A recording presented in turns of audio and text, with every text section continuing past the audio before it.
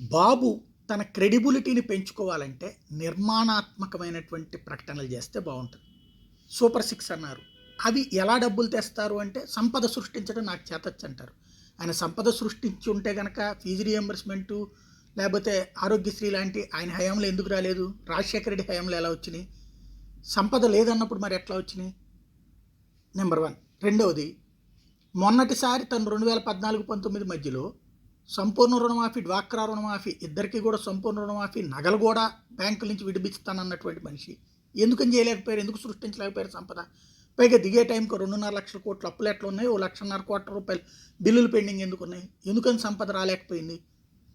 కుప్పం నుంచి విమానాల్లో కూరగాయలు ఇంతకుముందు ఎందుకు తెప్పించలేకపోయారు? 14 ఏళ్ళు ముఖ్యమంత్రిగా ఉండి ఇప్పుడు తీసుకొస్తానంటే ఎట్లా ఉంటుంది? ఇంకోటి, కోటీశ్వరులను చేసేస్తాను, లక్షాధికారులను చేస్తాను, కోటీశ్వరులను చేసేస్తాను అనేటువంటి మాట ఎంతవరకు ఫ్యాక్ట్ ఉంటుంది? వాస్తవానికి దగ్గరగా హామీలు ఇస్తే అది ఒక అర్థం ఉంటుంది. ఇదిగో 3,000 పెన్షన్ ఇస్తున్నాడు కదా అతను, నేను వస్తే ఏడాదికి 400, ఏడాదికి 500 రూపాయలు చొప్పున పెంచుకెళ్తాను, 5,500 చేస్తాను, లేకపోతే ఏడాదికి 250 రూపాయలు చొప్పున పెంచుకెళ్తాను, ఇదిగో ఇట్లాగా ఆదాయం పెరుగుతుంది, ఈ రూట్లో వస్తుంది అనేటువంటిది ఉండాలి. సంపద సృష్టించడం నాకు తెలియదా తమ్ముళ్ళు అంటే, తమ్ముళ్ళకి తెలుసు సంపద సృష్టించామా, వచ్చిన సంపద సృష్టించబడింది ఎవరికి? పార్టీ వాళ్ళకి తప్పించి జనాలకి రాలేదు కదా.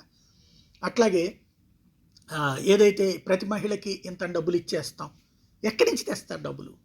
అప్పుడు దేని నుంచి వేస్తారు? ప్రజల మీద పన్నుల రూపంలో కాకుండా ఎక్కడి నుంచి తెస్తారు? ఏదో కంపెనీలు వచ్చేస్తే 1,00,000 కంపెనీలు వచ్చేసేసినా కూడా ఆ డబ్బులు ఏం రావు. ఇప్పుడు హైదరాబాద్కి ఏమైనా డబ్బులు ఎగబడి వచ్చేసినాయా? కేసీఆర్ ఎట్లాగ అల్లాడాడు చివరికి? కాబట్టి ఒక స్పష్టతతో కూడిన నిజాయితీతో కూడిన మాట మాట్లాడితే కనీసం చర్చ నడుస్తుంది.